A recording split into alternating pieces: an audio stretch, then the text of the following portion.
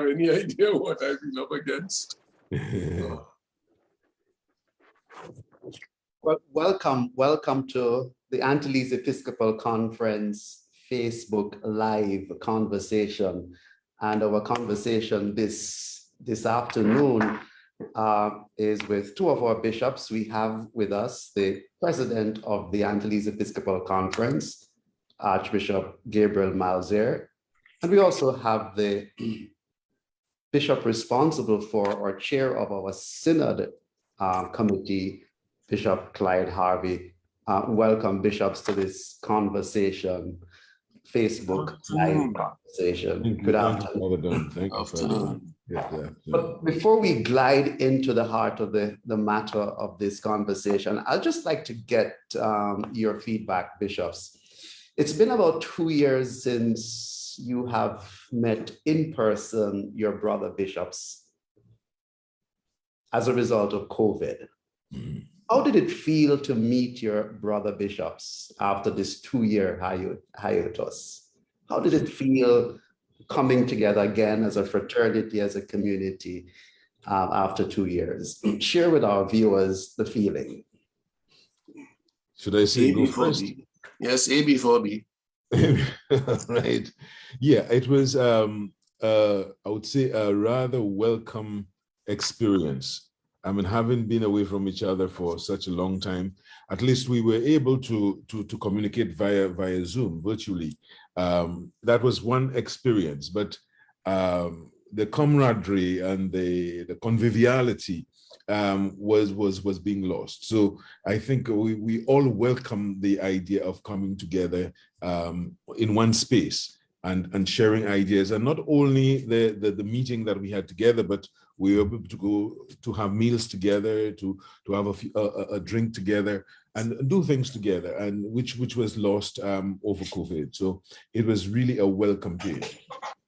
And this space was in the Diocese of St. John's Bastia, Antigua, the land of, as it is said, 365 beaches. So that was the space you're talking about, where the bishops met.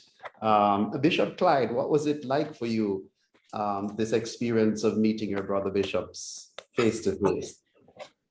Well, you know, the first thing that comes to mind, Don, is that I arrived a bit late because I had flight connection problems. And I walked into the meeting when it had already started. So that I walked into this group and did my usual big mouth thing. And everybody just looked at me with some surprise. And I had to pull myself back and realize, hey, the process has already begun. But it was for me, these things always, at least since COVID, these in-person meetings always remind me of who we are as a Christian people, flesh and blood. The technology can never replace the flesh and blood encounters. And we might try to get the technology to facilitate some kind of exchange, but when you are flesh and blood, when you can shake somebody's hand, when you can get a good hug, that's a different thing altogether. And one of the things that I think is true of the AEC is that we have a genuinely deep fraternal spirit. And that's something which I wouldn't say I was surprised at when I joined, as much as I appreciated when I joined. Mm-hmm. And that was very much in evidence over those days. Yeah. So the re-meeting of flesh and blood, and while the primary purpose of the gathering was to look at the Synod Synthesis, or to advance the Synod Synthesis, there was a gathering prior to that, an experience prior to that, what we call the EQHR experience. Archbishop Malzier, could you just explain to our viewers what was this EQHR experience and how did it glide or segue into the Synod Synthesis process? Well, I think it was a very good prelude to the Synod Synthesis, because in that emotional intelligence program or experience, I would say, not program, we were able to look at ourselves and to look at each other. It is not something, that we do often, but the very structure and the process that it entailed required of us to, get in touch with a deeper self. And so I think it was really a good prelude to the experience of the Synod Synthesis. So by then we had come to know each other in a way that we had not before, I would say. And so therefore I saw it very positively as a prelude to the process which we took with the Synod. Great. Synod Synthesis. What is this Synod Synthesis? This is a word that we have been bantering around for several months, and I'm sure there are some of our viewers who are not completely understanding this Synod Synthesis. Bishop Clyde, can you share with our viewers, what is this Synod Synthesis? What is its purpose? And why was it necessary for the bishops to meet to contribute to this Synod Synthesis? Well, first of all, perhaps we better spell it as S-Y-N. Because people might think that the bishops want some kind of sin, S-I-N-thesis. But when you know it's S-Y-N-T-H-E-S-E-S or T-H-E-S-I-S, you realize that it's a bringing together. And what you have is the listening, the dialogue, all that has been taking place at individual levels, at group levels. But what the process, and I say the process, one could say the Vatican, the Holy Father, realize, and it's just common sense, that if you have all of this talking, listening going on, you have to bring things together so that they don't just remain scattered. And the human mind is such that whenever we are dealing with things that are individual, you do try to bring things together. Coming together is part of who we are as human beings. So that what we have with this is that the individuals in a parish have been talking, they've been listening, and some group within the parish then brings that together. So you had a parish synthesis, a parish coming together of what was discussed, what was seen, what was heard, because at the heart of the synod process, and I can't emphasize this enough, is that we're not just listening to what people say. We are all together listening, as the document says, to what the Spirit is saying to the church, what the Spirit is saying to you and to me, and we as bishops, what the Spirit is saying to us. So that the parish synthesis brought that together, and in each diocese then, the dioceses had a group of people who sought to bring these parish syntheses together. And then the diocesan syntheses were brought to the bishops as an Episcopal conference. And we had to do, I think, listening on two levels. One is to read the particular documents that came from the 15 dioceses, and then to look at how do we bring these things together. And I must say, Father Don can take a bow at this point, because he did a marvelous job of categorizing the issues through questions. And what was the experience? What were the joys of that experience, the difficulties, and so on? And then we had, what are the fruits to share? So our meeting was concerned with taking what had come from the Angeles and trying to bring it together. And in bringing it together, that very process of bringing it together is a process where you have to be open to what the Spirit is saying, because not everything is going to be articulated in that synthesis, because the synthesis is itself a reduction. It's like when you have a good pot and you put it there to boil, and it's boiling and everything is in the pot, yes, but it's going to be reduced. And you hope that in the reduction, you get something better. Yes. Good analogy, excellent analogy. And so in bringing all the diocesan syntheses together, and you're looking at 190 pages of document, because each diocese was required to submit a synthesis of 10 pages. So you had a lot of material, of voluminous material to deal with. As you went through, as the bishops went through these documents, Bishop Clyde, were there any particular themes, concerns that stood out for you and for the other bishops? Any dominant themes? There were some things that obviously stood out. I think one of the things that was clear was that people were eager to affirm the process itself. People had, some people actually went so far as to say that it was the first time that they felt the church was listening to them. And they therefore wanted to contribute. And one of the things that we saw very early upon was that people were seeing this process, this synodal process, not as something that we do now and finish, that this is something that has to become part of the essence of who we are as church. And I think that was falling very much in line with the deeper understanding of synodality, which has been articulated by the Commission on Synodality and the Commission for the Synod of Bishops.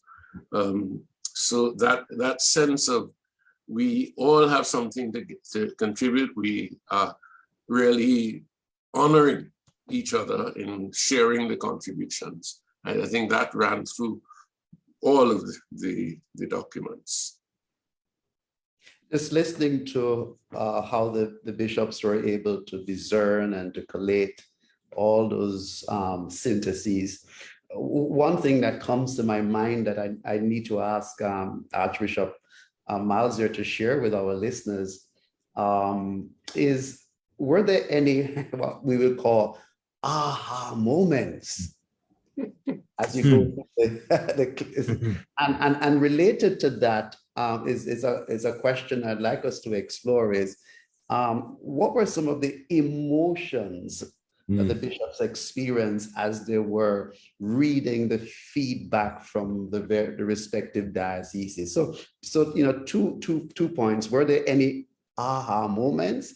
And second, any emotions that you experienced as you were going through these documents? Yeah, I don't know if I would describe it as aha moments, because I mean, in the sense that in sifting the information, we saw a lot of the dioceses were saying many things in common. And one of the things that I thought were highlighted is, as Bishop Clyde has raised, is a question of the whole fact of listening, an opportunity to listen, and the fact that the church has taken time out and making this its central focus.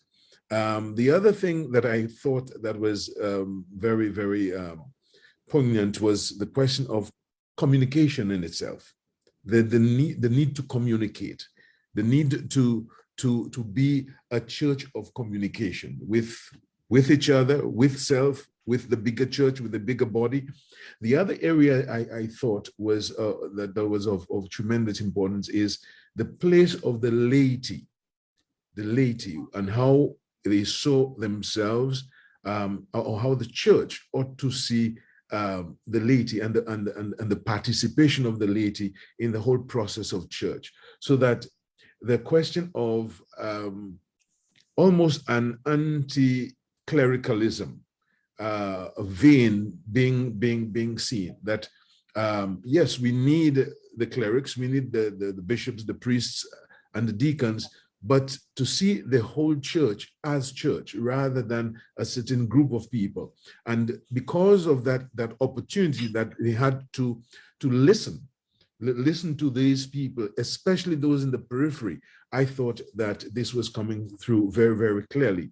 Then the question of becoming a church of service, and that entails, focus on the poor, focus on the needy. Those are some of the highlights. I don't know if I would consider them as aha, but I thought that they were very, very important moments that we were able to reflect on. And that were being repeated throughout the dioceses. Yeah. And Bishop Clyde? Yeah. Well, we were in small groups throughout most of this process. And in my little group, one of the things that really struck us with the areas that we were asked to look at was the absence of the social teaching of the church. Mm. That, I mean, that was really an aha moment for me. And Bishop Francis and Bishop Jared County and myself, Francis Alain, we just looked at each other. We said, wow, you know, because we had been reviewing what we had to look at. And when we came to say, what has struck us? The same thing struck us, you know, that Laudato Si, Fratelli Tutti, even those documents that were at the beginning, some of the teaching in Populorum Progressio and so on, there was very little reference to those things. In other words, the Bishop Malzer is very right when he says that there's a concern for the poor, but that concern for the poor is more an individual thing, and the structural elements are not there. Mm-hmm. And what I want us to say here is that I was also moved that the three of us immediately said, that is our fault. That is our fault as bishops. We have not taught God's people. We haven't put these documents front and center. If anything, some lay people, some sisters particularly, and I think this is true everywhere in the world, it's the nuns who are carrying the social justice flag. You know? So we have to look at that. And I think this raises an issue which perhaps we haven't talked enough about as yet, that in the discernment of how the Spirit is speaking to the church, it's not simply us bishops coming together and saying, okay, we have done a synthesis of what the people of God have said, and therefore this is what we send. But we also have an obligation to discern what the Spirit is saying to our churches, in this particular case as a deficiency, which we have to look at, and which places a tremendous responsibility on us as bishops. Amen. Synthesis. So the people of God, the lay people in the parishes and religious communities, ecclesial communities, they have gathered and they have pulled together their own synthesis. The parishes have done so, the dioceses have done so, the bishops have gathered and been listening and pulling together the synthesis. What's the next step? After the bishops have made their own contribution towards the AEC synthesis, what's the next step? Where do we go from here in this synodal journey? So that's for whom? That's for both. You are A, I am just B. Yeah. All right. Yeah. So I mean, and Don is really C, because he is the one working on the real synthesis. So anyway, I mean, as a result of what was gathered, or what were gathered from our meeting, then Father Don, who is the General Secretary of the AEC, is putting together what we came up with, and this will be redistributed to the various dioceses to have a look at a first draft, and then we're expecting that they would give us some feedback before the final document is written to send to Rome. I hope I have that correctly, Bishop. Yes, you are quite right. At least this is what we decided. Yeah, so with that said, I think I could take it one step further and say that what the bishops also spoke about, and I think there's a general commitment among the bishops, that once we have agreement on that, because what Archbishop Mazer has said is very important, that what we've seen in some other places is that documents have just been sent to Rome, and then you get people saying, hey, wait a minute, that's not what we said. So we decided that we need to get that other feedback from people. But once that is done, I think what is there, even in the syntheses, is that there's another step awaiting the Caribbean Church. And that is that we cannot just sit back and wait for some document to come from Rome 3 years from now, after 2023, that we have to decide among ourselves in line with what we have seen as our Antillean synthesis, looking at what will come out of Rome as a preparatory document, a fundamental document.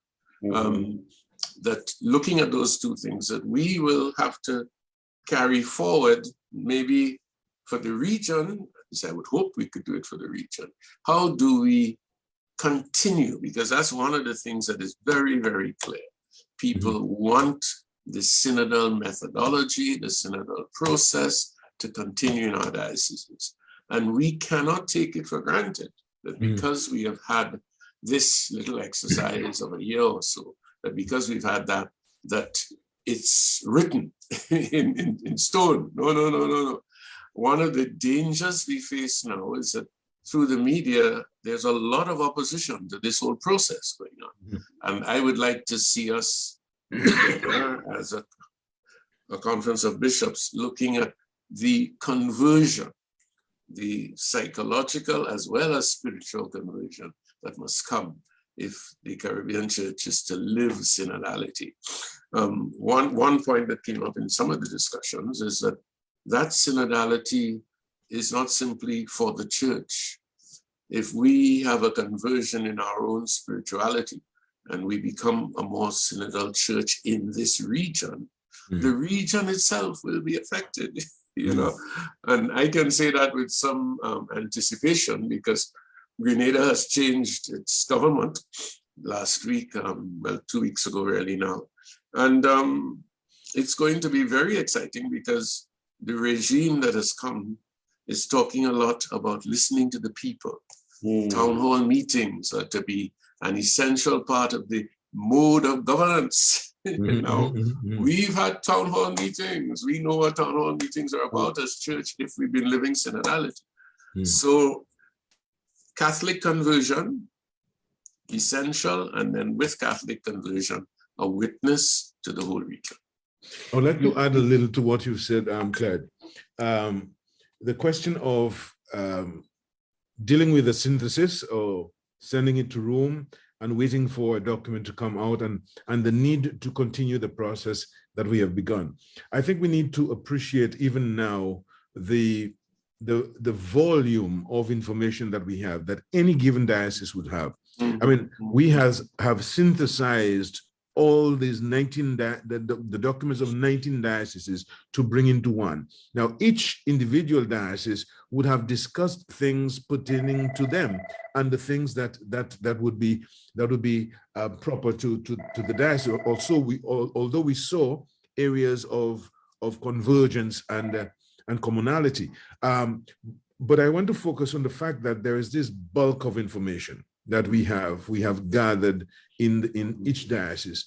I think they would be very useful for the continuing pastoral planning for any given diocese. Of course, when the document comes out, we will be able to compare and see how we go with the common mind of the church in bringing about a kind of common mission. However, there are peculiarities about each diocese, and I don't think the information that have been gathered are to be taken for granted.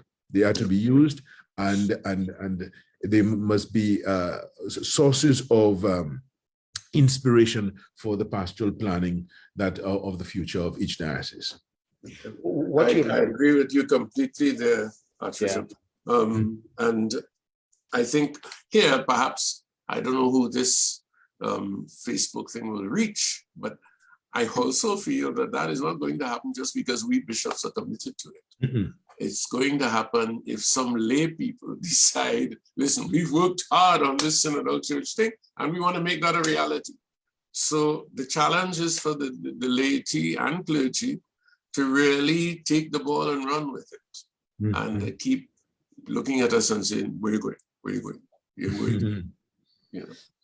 What you have just said, those words are a breath of fresh air, I'm sure, for our listeners, because many persons, many individuals who have participated in the consultation process or participating in the synodal journey have been asking the question, okay, after this, what? Many are synod worn. They have gone through many synods in their dioceses, and they have excellent documents in the archives of their dioceses, and they have not seen any follow-up. So hearing these words, I hope that it will renew people's hope that this experience will bear fruit. As we bring to closure this conversation, I'd just like to give both of you an opportunity for a parting word, a word of hope for the church of the region, for our listeners. What would be your parting message, your message of exhortation for our people? Well, I should have the last word this time. Oh boy. At the beginning, the Alpha and the Omega. You see how having himself. Thank you, Gabriel. Well, again, one thing came up with my group, one image, and I rather liked it. The image of the Caribbean woman giving birth. And as you know, that's an image which we should really be walking with for a while. Now, when it came up, whenever anybody uses that image, I always think of the fact that most men have not been there for birth at all. But more and more of our young men are saying, I want to be there when my child is born. So that's a good point.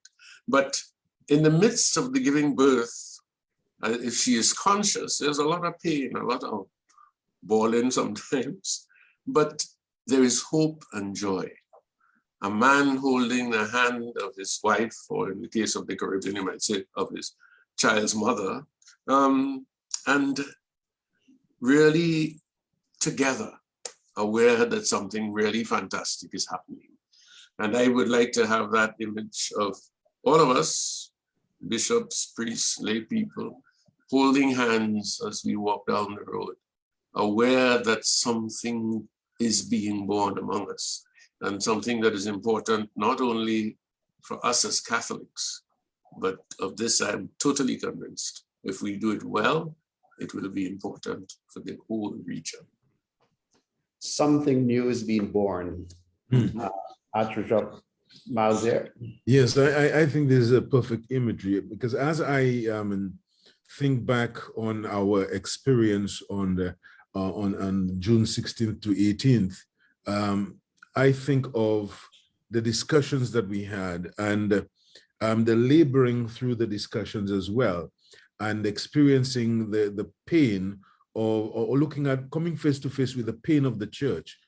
But at the same time, seeing that out of that pain comes a feeling that it is not all lost. It is not all lost. This is what we are about. We have to go through that birthing process. We have to go through that painful process of giving birth to something new. I think the image of newness, the desire for newness was there. And I just want to encourage our people that we are still alive. The church is still alive. The church is still there. It is here to stay. And that we have to make it what it can become, to move from what it is to what it ought to be. So I see that the word of hope for the church as very key. And this is what I would like to leave for our people. Archbishop, I'll still give you a word after I say one little thing. No, because I think this is important. When people read the synthesis that the bishops have developed, you may find that some of the things that you thought were important and that you might even want to demand must be in it, otherwise it's not reflecting the discussion. If that is absent, please, please, please don't despair. Please let us know. But also, and this I think is my final word, be aware that we are talking about the whole region. We're talking about trying to put the whole region in 10 pages. And therefore, what you might consider important might not have been that widespread in the consciousness. So that if it's absent, it's not because it's not important. It's just because what we are trying to represent is the whole region in Right. this. I think that's Yeah. the last thing I want to leave people. And, Very and good. by the whole region, we're talking about 19 dioceses spreading through the French, Dutch, and English-speaking islands and countries of the Caribbean. That is a lot to deal with. Mhm. But the main message coming out of this conversation here is the Caribbean church is in labor pain, waiting to give birth to new life, to new hope. That would be the thread going through this conversation. Archbishop Malzier, Bishop Clyde, thank you very much for participating in this conversation on the synod process, the synod journey. I'm sure that our listeners, our viewers benefited tremendously from this conversation, and we hope that it will be our own contribution to keep the church alive and to keep the church faithful and committed to this synodal journey. Thank you very much. Have a good Welcome. afternoon. Thank God you bless. very You're much. done. Thank you for your work too. All right. Thank you.